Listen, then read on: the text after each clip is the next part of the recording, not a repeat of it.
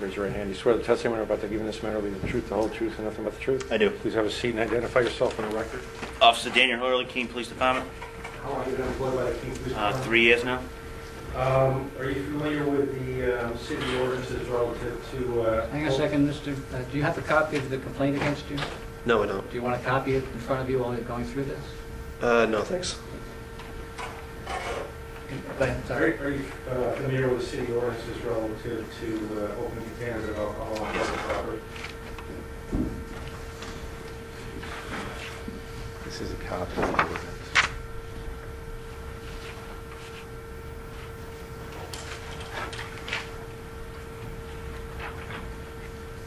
If I could have this marked for identification, this states number 1. This is being marked, Mr. Dixon, just as a, not yet as an exhibit. This is marked for identification for the time being.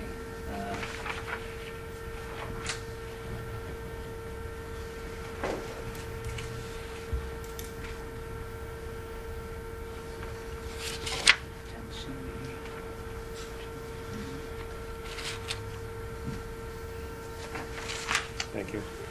Show you what's been marked as states exhibit number 1 for identification. Could you take a minute to look at that?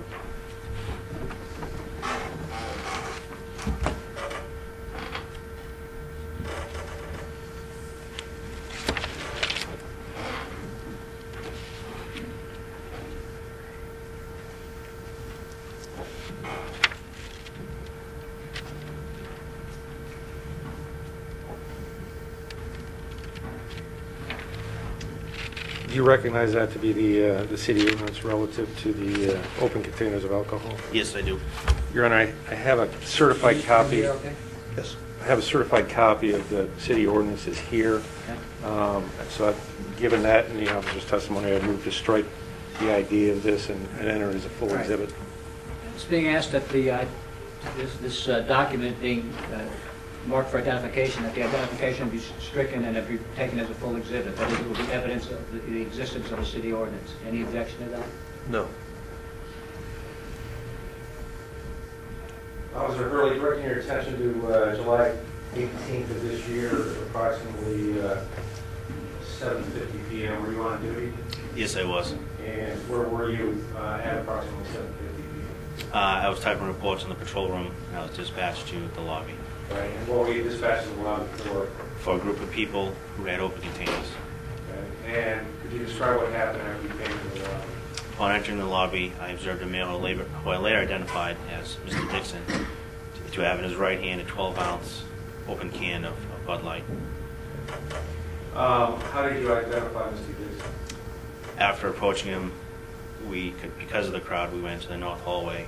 He verbally identified himself. He gave me his name and date of birth and address. And is Mr. Dixon here today? Yes, he is. Did you point him out? He's right here in the Steelers shirt. May the record reflect he's identified as the defendant? Record will reflect that. So you observed him actually holding a 12-ounce can of Bud Light? Correct. And as I walked into the lobby, he put it down on the counter in front of the parking window. Okay. And what did you do with that can? I took in my possession of it, and upon taking of it, it was still cold to the touch.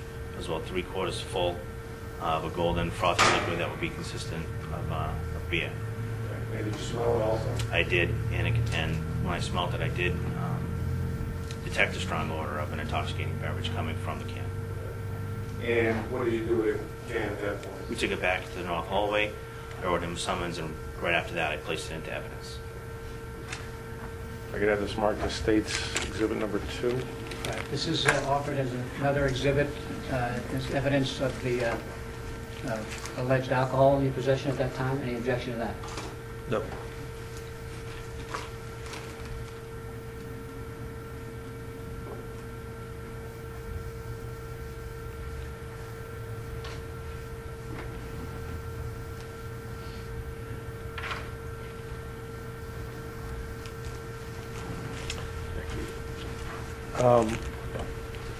So when you took this can back, I presume you dumped it out? Correct. And when you dumped it out, did you make any observations that would indicate to you that you were pouring out beer?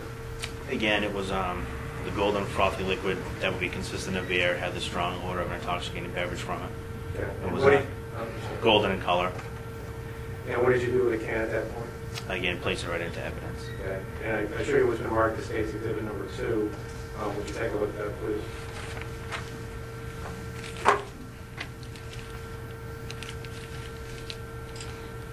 And based on your observations, can you tell whether that's the same can that you took from Mr. Dixon? Yes, it is. We'll have the ID stricken and have it marked as a full exhibit. Hand that back to me.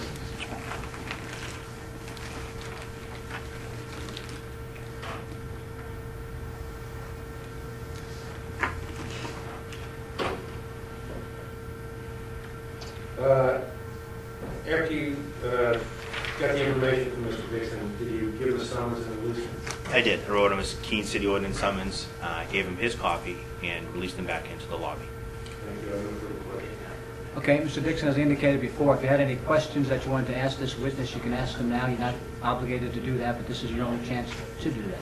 Okay, I have a question. If you want to ask any questions? Yes. And you need to stand up, and then you can ask any questions relevant to the case. Sir, did you observe me damaging anyone's person or property? Could you say that? I couldn't hear your question. Did you observe me damaging anyone's person or property? Objection, Your Honor. Relevance. What's the relevance of that to this particular charge? I think it's important to note that I did not damage anyone's person or property. Okay, there's no allegation that you did, so is it relevant to any purpose here? No further questions. I don't want to stop if you have another question. That's all. If it was relevant, then you could explain it. No, I'm done. Okay. Any regret? Okay, thank you. You can see. State press. Yeah, leave everything here for me. State press. Okay, this is your opportunity if you wanted to put on evidence of your own relevant to the case. This is your chance to do that. Again, you don't have to say or do anything. It's up to you to make that decision. No, sir.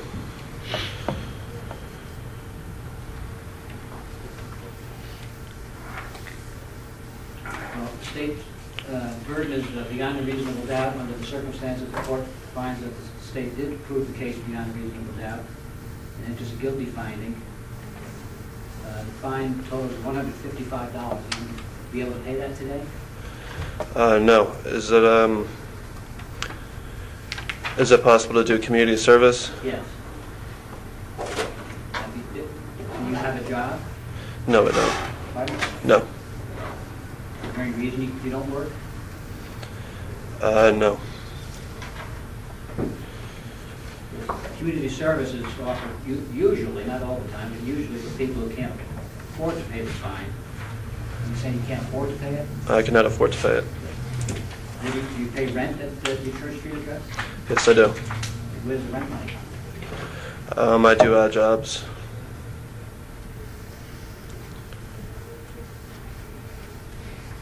All right, 15 and a half hours of community service.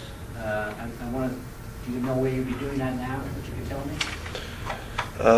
Well, there's two places that I have in mind, but I don't know. Well, I don't want you to go someplace that wouldn't be acceptable. Okay. Right, so, I mean, the normal places are the community kitchen, a homeless shelter, Humane Society, Red Cross. Those are the ones that get most of the business here, but there are other places as well. But if it's outside of the mainstream, you need to get prior approval, otherwise it might not be accepted. You have to do it all over again. Okay. Is 30 days enough time for you to do that? Yes, it is.